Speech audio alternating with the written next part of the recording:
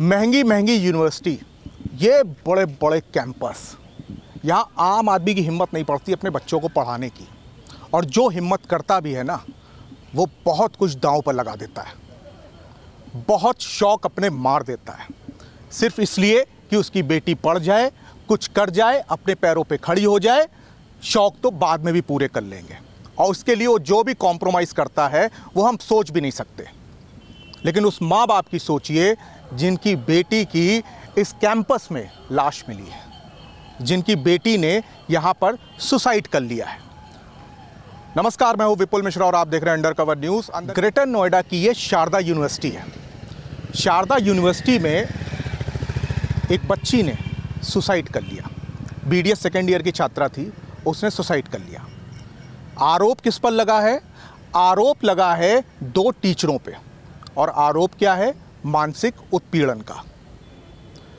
आप ये सोचिए कि एक यूनिवर्सिटी जो इतनी बड़ी यूनिवर्सिटी है, वहाँ पे सुरक्षा का माहौल क्या है कि वहाँ पर इतनी भी सुरक्षा नहीं है कि 2 टीचर एक बच्ची का मानसिक उत्पीड़न कर रहे हैं, वो झेलती चली जा रही है। और आप ये सोच सकते हैं वो किस हद तक झेल रही है कि उसको अपनी जान देनी पड़ गई।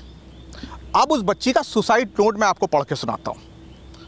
सुसाइड नोट मैं आपको अपनी स्क्रीन पे भी दिखाऊंगा और पढ़ के भी सुनाऊंगा।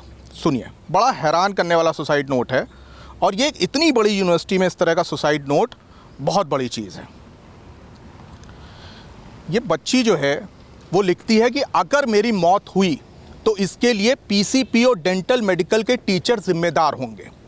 महेंद्र सर और शेरी मैम है, लेडी हैं, मेरी मौत के लिए जिम्मेदार हैं।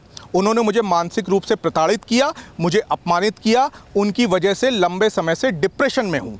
मैं चाहती हूँ कि उन्हें भी यही सब सहना पड़े। सॉरी, मैं अब और नहीं जी सकती। इस सुसाइड नोट को आपने जो सुना और देखा, आप सोच सकते हैं वो लड़की कितनी बुरी तरह से मानसिक रूप से प्रताड़ित होगी और किस सिचुएशन से जा रही होगी।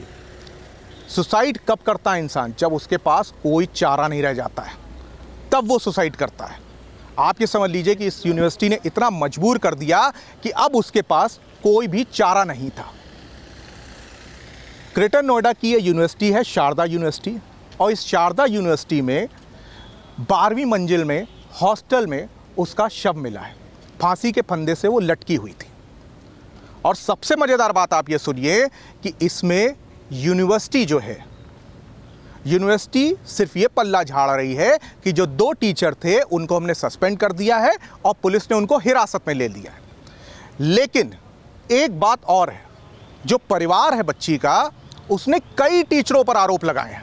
सिर्फ एक टीचर पर आरोप नहीं लगाए, कई टीचरों पे आरोप लगे हैं, लेकिन अभी उन टीचरों पे कोई कार्रवाई नहीं है। एक बच्ची को कई टीचर प्रताड़ित करते हैं, वो बच्ची बार बार शिकायत करती है, लेकिन उस शिकायत का कोई भी समाधान नहीं किया जाता है, कोई भी एक्शन नहीं होता है।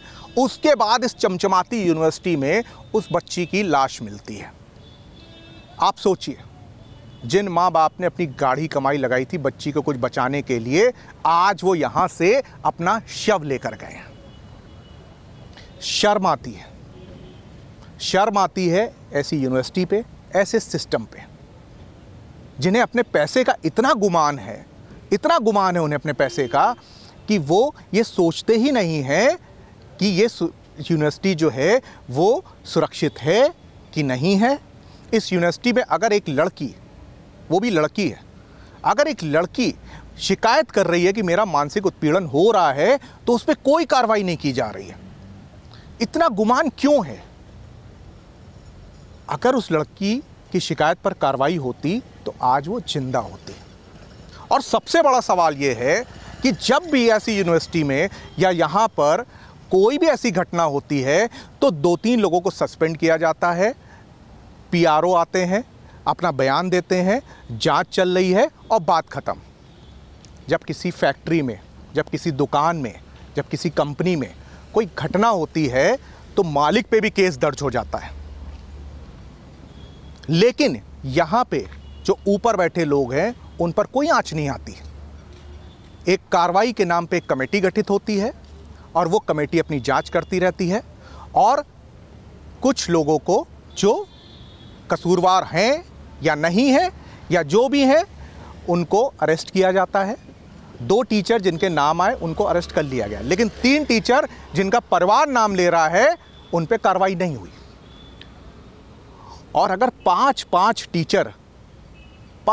टीचरों पे आरोप लगा एक बच्ची को प्रताड़ित करने का, तो ये यूनिवर्सिटी कर क्या रही थी, एडमिनिस्ट्रेशन यहाँ का कर क्या रहा था।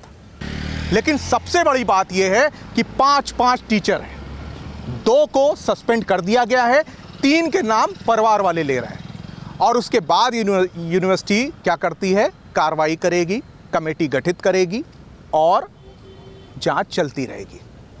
लाखों रुपया जो आप लेते हैं, आपकी जिम्मेदारी क्या है?